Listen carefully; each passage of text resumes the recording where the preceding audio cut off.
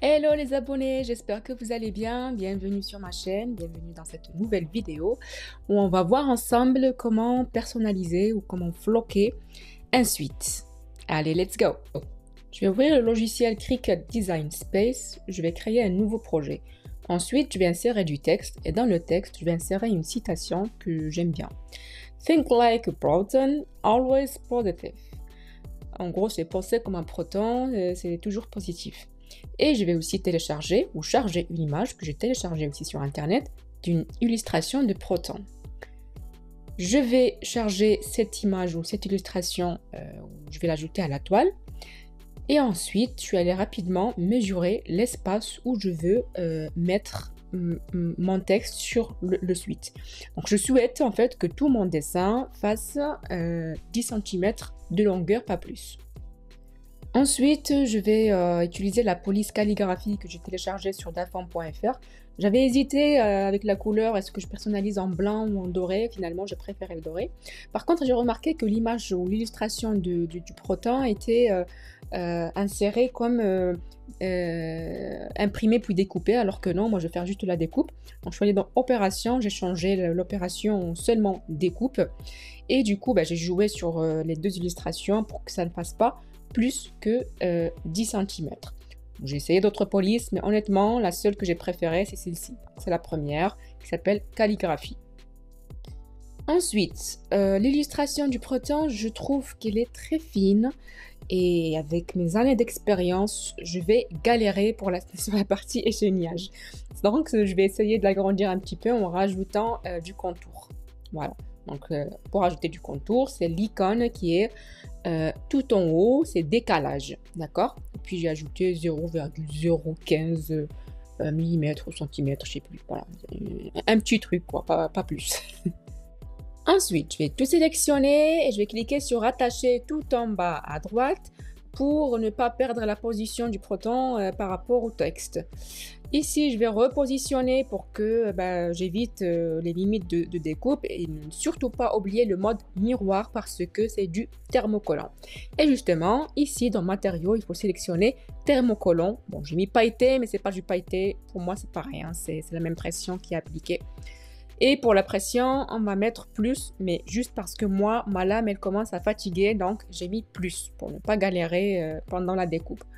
Voilà, tout est bon, on va passer à la machine.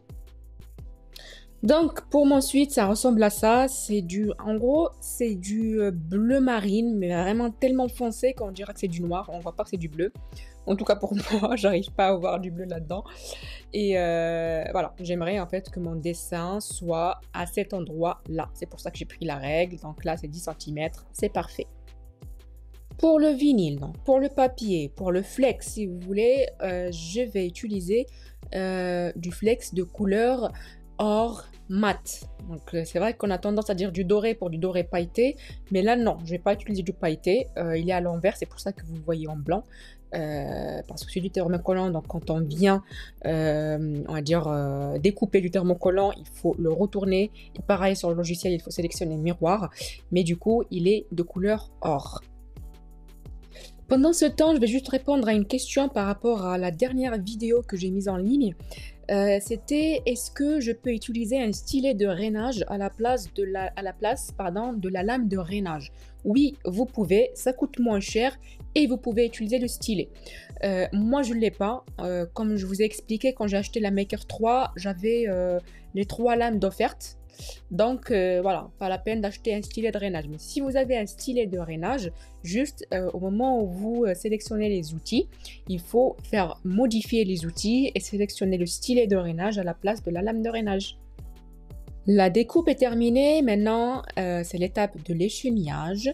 Donc j'utilise le crochet avec ma petite poubelle de main. J'enlève l'excès, en fait tout ce que je ne veux pas coller sur le suite et je le mets dans la petite poubelle. C'est galère quand vous faites des personnalisations comme ça avec des petites lettres, avec des écritures qui sont très très petites. À tout moment en fait, si le vinyle n'est pas de bonne qualité, vous pouvez tout casser quoi. Et surtout, vous avez les petits points là sur les i par exemple, que à chaque fois je perds, ça se colle partout. Bref, c'est pas simple quand vous devez faire en fait ou quand vous souhaitez faire une personnalisation avec une écriture qui est trop petite, c'est galère quoi. Voilà, c'était pas à gagner, mais j'ai réussi. Donc, je positionne mon, comment dire, le thermocollant là où je vais l'appliquer, même si une fois porté, j'aurais préféré le coller de l'autre côté, parce que j'aime bien quand la personnalisation est du côté droit. Voilà. Alors pour la presse, j'ai utilisé l'application Cricut Heat. J'ai sélectionné du coup pour les matériaux, j'ai mis thermocollant, puis du coup 100% coton. Et j'ai envoyé les consignes à la presse. Et puis voilà, vous voyez le compteur qui défile là tranquillement. Une fois c'est terminé, elle va juste biper 3 fois. Et je vais enlever la presse. Vous pouvez utiliser la mini presse aussi. Vous pouvez utiliser votre fer à repasser, mais ce n'est pas la même qualité d'application. Et voilà, après, bon, une fois que c'est terminé, moi je vais l'enlever doucement parce que comme l'écriture elle est très fine et c'est encore chaud, vous risquez d'abîmer votre personnalisation. Donc laissez refroidir un petit peu avant de commencer à enlever le plastique. Avant d'aller voir le rendu final, j'ai juste décidé, je me suis dit, je sais pas pourquoi, allez, je vais repasser encore un peu dessus au cas où c'était pas bien accroché. Mais bon, c'était le cas, mais en même temps, je voulais aussi repasser un petit peu le suite. Allez, on va voir le résultat final. Voilà, on arrive à la fin de la vidéo, donc le résultat, ça ressemble à ça. Si vous voulez des fournisseurs pour commercialiser ou vendre ce type de suite comme ça personnalisée, vous avez le site wardens.fr. J'ai déjà testé le site pour acheter des mugs dessus, mais pour le textile, vous avez différents types de textiles en fonction de la qualité et de votre budget, donc je vous le recommande. Si vous avez aimé la vidéo, likez, partagez, et si vous avez des questions, mettez-les en commentaire, je réponds à tout. Ciao, ciao!